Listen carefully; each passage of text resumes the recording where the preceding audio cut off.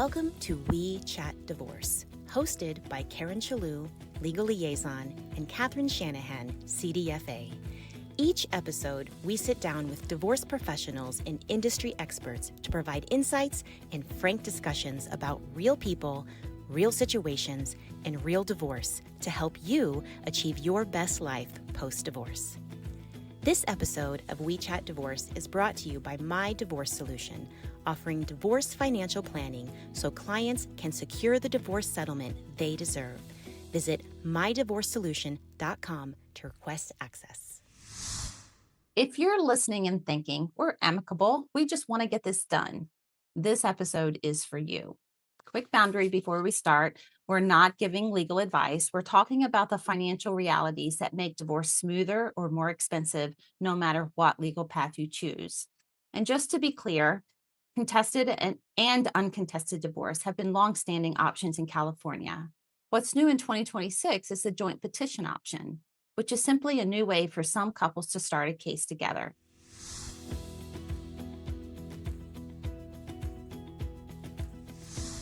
You're listening to Divorce Explored, a series within the We Chat Divorce podcast. I'm Karen Chellew, Legal Liaison and co-founder of My Divorce Solution.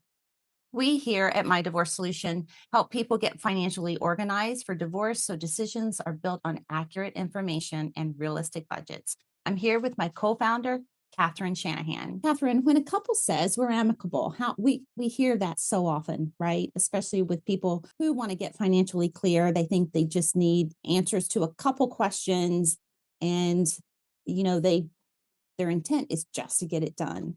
Mm-hmm. What do you listen for financially? Because we're not fighting, and we can share information and make decisions together are really not the same thing. Right.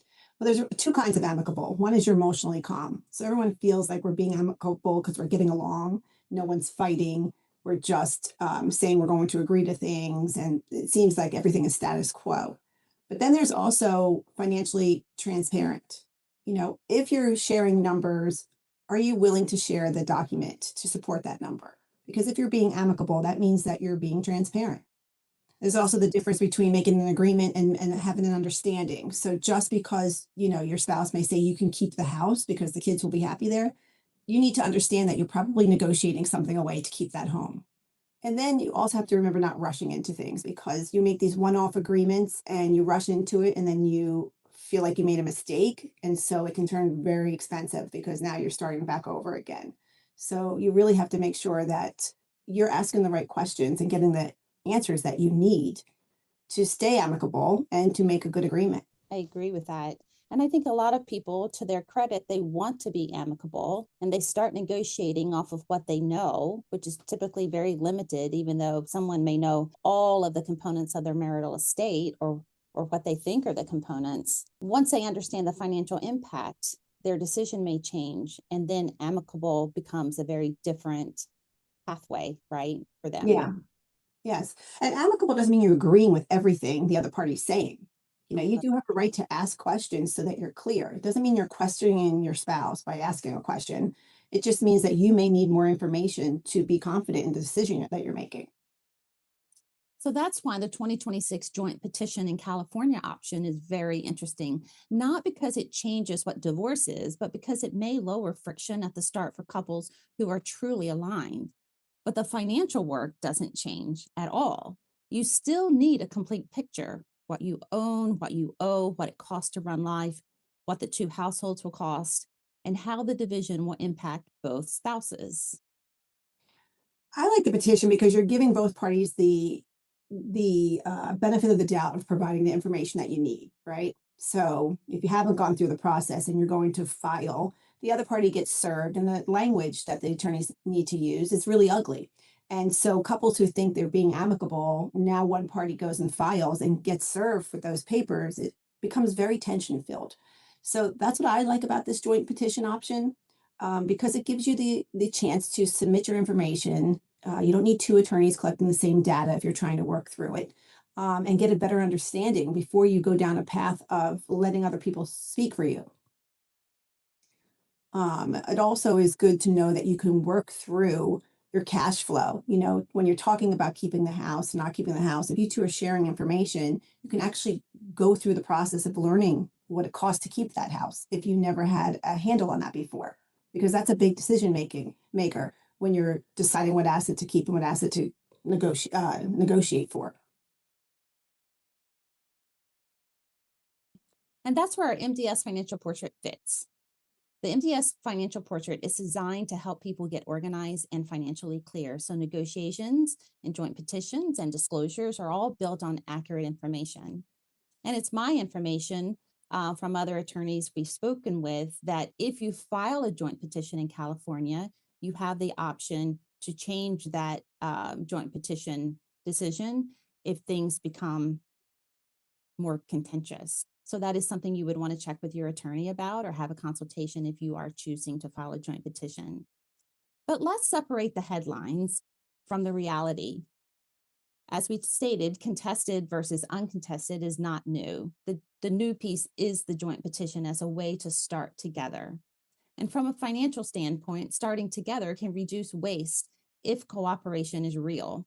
And financially, here's what a cooperative start can improve: fewer duplicated professional hours, fewer panic decisions, and fewer "I didn't know that" moments.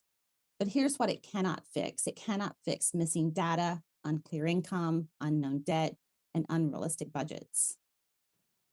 Yeah, it may be wise to get a consult before you actually file uncontested if you're in a support situation, because you may agree to an amount when you file that is too low, or you may agree to pay something that's too high.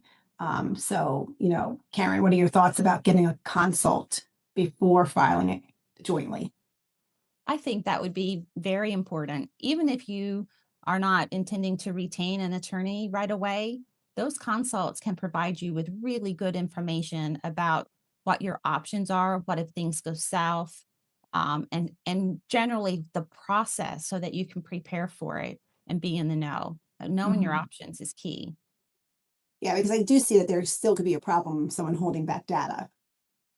You know, if you don't know what you don't know, how do you know that you're not getting every piece of data that you need and you're going and filing? So I like that you reminded everyone that it could change along the way. It's just if you file jointly, doesn't mean that you can't change. Again, you need to get some legal advice there before moving forward to do that. But that would be my one concern, because I do agree that everyone should be handing in their information together. I still do not understand why two attorneys have to collect the same document, and why we are continually giving this information throughout the whole process that they're not doing anything with except for billing you. Right. Yeah, absolutely. And that's why so many mediations fail. Not that we're talking about mediation today, but it's kind of in the same space: joint petitions, mediation. Having that financial clarity and having the knowns and unknowns established and both parties are committed to that is so important. Or again, it's not going to be successful. Mhm. So let's define this in plain English and then get into the cost. So uncontested means you reach an agreement on the major issues. Contested means you cannot agree on one or more major issues, and the process tends to take longer and cost more. So financially, uncontested usually spend money on decision quality, and contested spends money on the process, right? And so many contested cases can begin until the financial picture collapses. Typically, the agreement killers we see are missing or inconsistent statements, unknown or disputed debt. Income confusion happens all the time: bonuses, commissions, compensation plans, self-employment, business cash flow. They can create so many inconsistencies and unknown variables that the parties can just become contentious because they feel that each other aren't being clear, but really it's actually more complex calculation. Taxes and liquidity surprises all the time. Tax laws forever changing. And the house decision made without a budget. You keep the house, sounds great. I want the house. Okay, you keep the house. But then sometimes the party that's retaining the house doesn't understand what it means to maintain the house. Mhm. Not only maintain it, but just being stuck there when somebody else gets to start anew. You know, the emotional weight of that has a lot of people saying, "Gosh, I wish I would have got rid of that house when I got divorced. Instead, I gave away a lot of my retirement money, and now I don't have as much in retirement." So they really are fact-finding measures you should take and fully think about this before you decide on that. And remember, the complexity of your case doesn't mean that you're going to contest it. It just means that you need more clarity so that you don't contest it. And that is not being afraid to ask for the documentation and the explanation that you need to understand a certain asset or a debt. And many people who are not the moneyed spouse are afraid to ask those questions because they think their spouse is so smart, and which they might be because they handled your finances all the time. But they might not have the patience to go over an asset with you to explain it to you because they think you should just trust them and understand that. And so don't fall into that trap if you're not comfortable there. So seek a financial advisor that you're going to work with post divorce who will understand that asset for you, and make sure you come through our process to so that you're not afraid to ask for the documents. A lot of spouses feel that their spouse is narcissistic or high conflict, and they don't think they'll give us the information. And most do. Over 95% of them give us the information because we're not afraid to ask for it. And there's a reason we ask for it, and that's to verify data, not to question their honesty. It is that's the information you need to get all the answers that you need. But sometimes you're just afraid to ask for it. So I do like when our clients come through our process and then all of a sudden they're asking for everything that they want and they're not afraid to do that any longer. Yeah, that's so true. And it's an environment where everyone, while they're providing information and documentation, they're also being heard. Not that we're divorce coaches on any level or therapists, but Catherine, you say this often and it has such value to it. The emotional component to every asset and or debt is such a valuable conversation in the process because you have somewhere to go with that information, and in our process we turn it into the financial discussions. So that's a really great Hmm. thing, and I like that you say that a lot. I want to Hmm. circle back really quick to the house decision made without a budget. The house decision also made without understanding what cash flow will be available to you when support calculations are finalized. That's a really, really big deal in every state, but also especially in California. You have to understand what cash flow means. That is the money coming in less the money going out. And if you think your spouse isn't going to be on time paying your alimony or maintenance or your child support or what have you, you have to realize that you need a reserve there to meet those cash flow needs. And so a lot of times people are just thinking, of course, this is all going to work out because it always did. And maybe it will, but you should have that clarity before you sign the dotted line there. So let's talk about the pros and cons, financially speaking, of contested and uncontested. So the pros, as we mentioned before, lower transaction costs, less duplication, which is so it saves so much money, and fewer paid hours spent hunting down documents.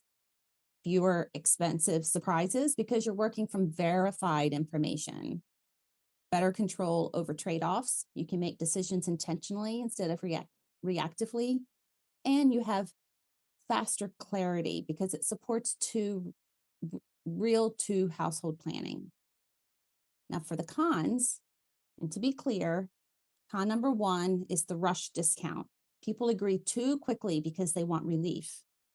And then when they get more information, they want to change their minds. And that's where mistrust starts to set in. Information imbalance is also a con. If one spouse controls the financial picture, the other can agree without understanding. Another con is hidden complexity, as we've also referenced. Businesses, multiple properties, retirement accounts, stock compensation, uneven income. These require modeling, even in amicable cases.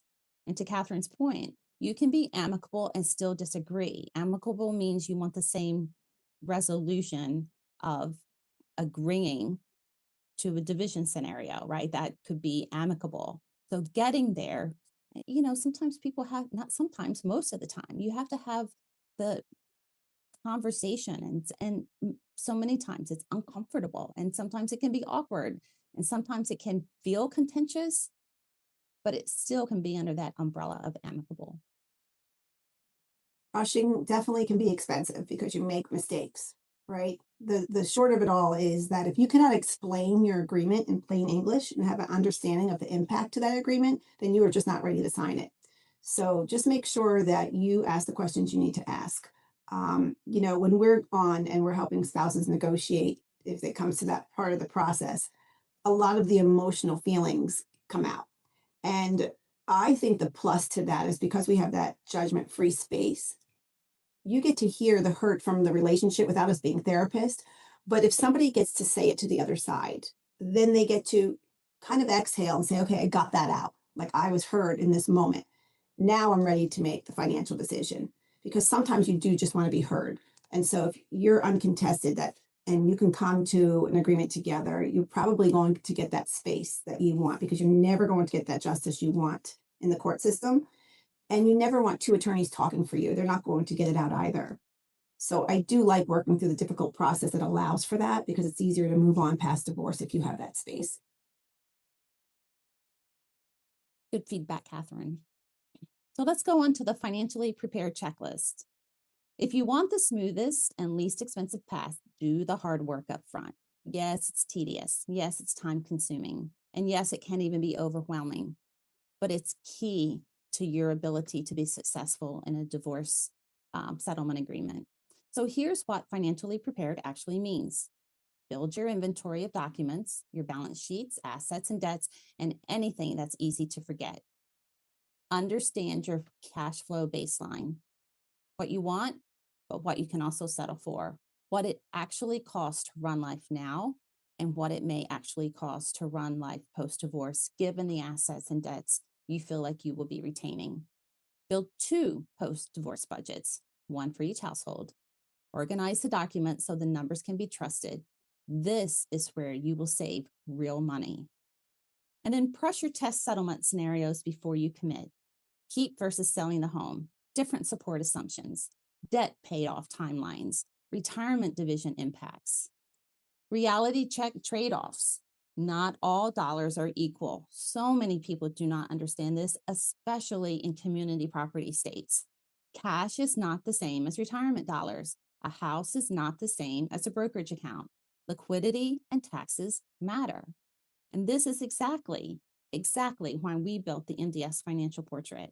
It helps clients and, when appropriate, their spouses organize the data, build a clear picture so decisions are based on verified information and realistic budgets.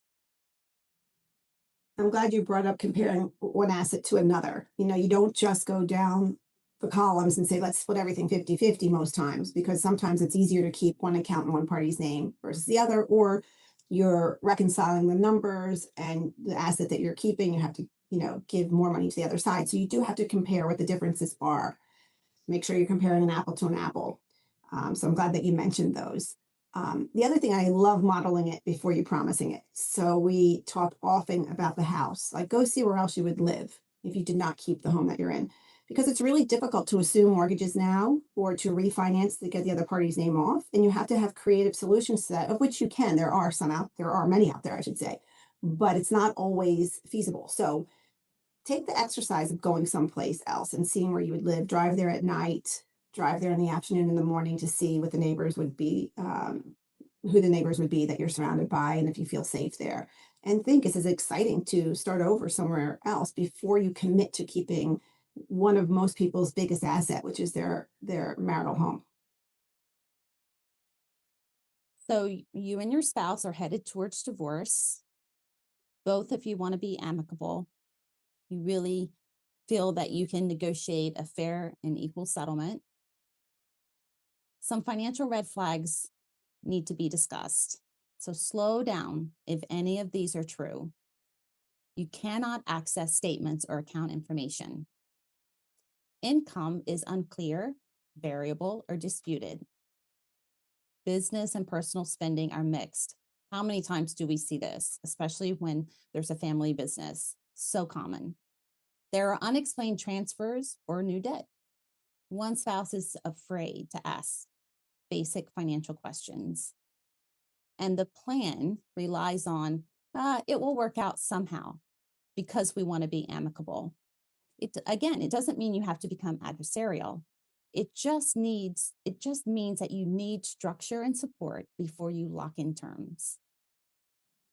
So clarity is not conflict, and more structure can actually keep things amicable.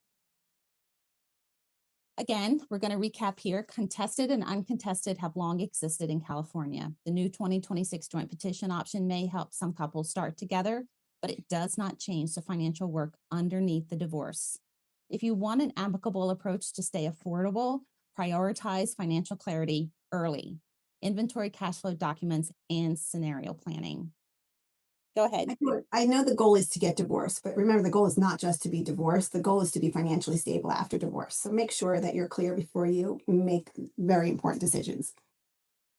If this episode helped, please share it, subscribe, and leave a review. And if you want support getting financially organized so your decisions are built on accurate information and realistic budgets, My Divorce Solution can help through the MDS financial portrait. Thanks for joining us on another episode of We Chat Divorce. We hope this episode was informative and supportive on your divorce journey.